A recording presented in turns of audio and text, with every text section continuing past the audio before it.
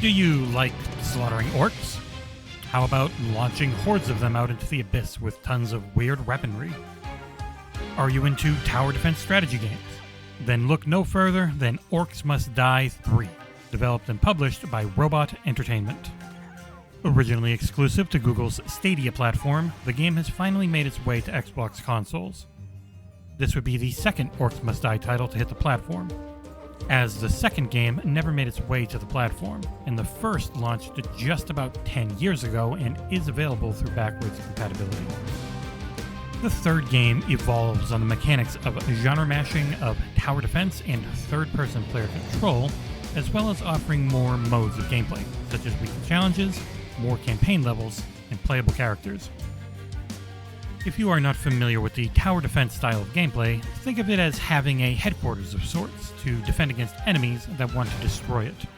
In these kinds of games, you would deploy units or traps to protect your tower from waves of enemies. From simple mooks that brainlessly walk up and die, to more advanced baddies that require specific strategies to combat.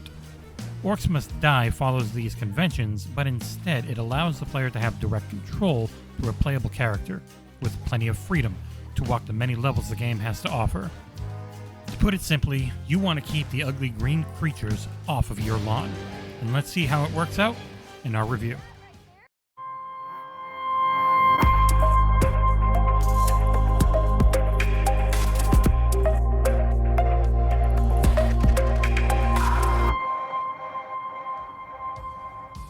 Players will start with just a few traps and only 2 playable characters out of 6 in total to begin with.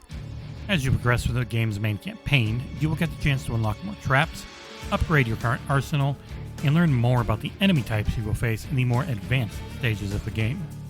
The few war scenarios present in the game help teach players about crowd control, which is crucial if you go at this game solo.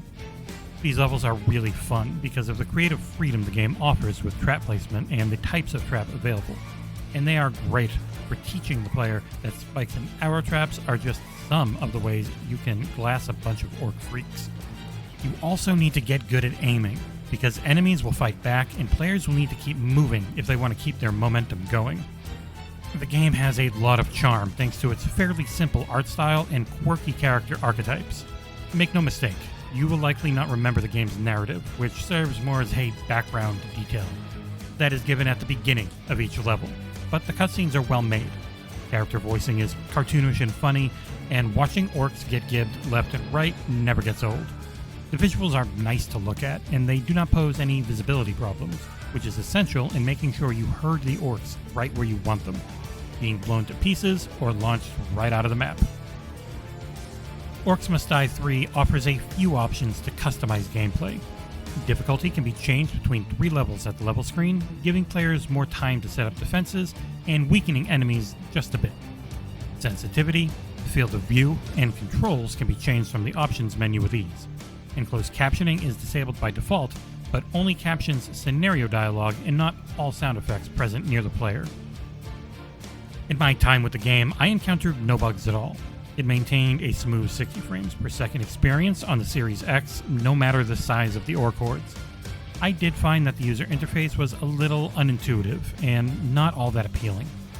And while I felt that the main campaign is a decent method of teaching players about the game, I do wish there was a smaller training area that let players figure out a playable character's special abilities and weapons.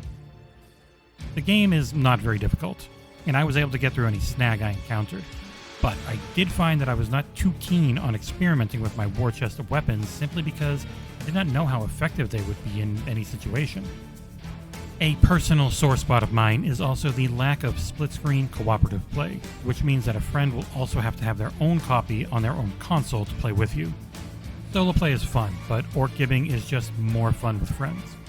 Xbox fans of strategic horde smashing will find a perfect home with Robot Entertainment's latest game in the series. There are plenty of maps, challenges, and a variety of ways to defend your tower from the orcs. There are not any glaring flaws as far as the eye can see, and for what it's worth, I think this is what makes Orcs Must Die 3 an easy recommendation for any strategy fan.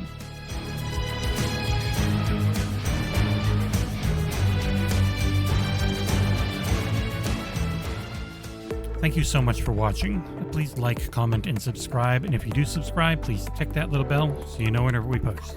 And we will see you here next time on XboxEra.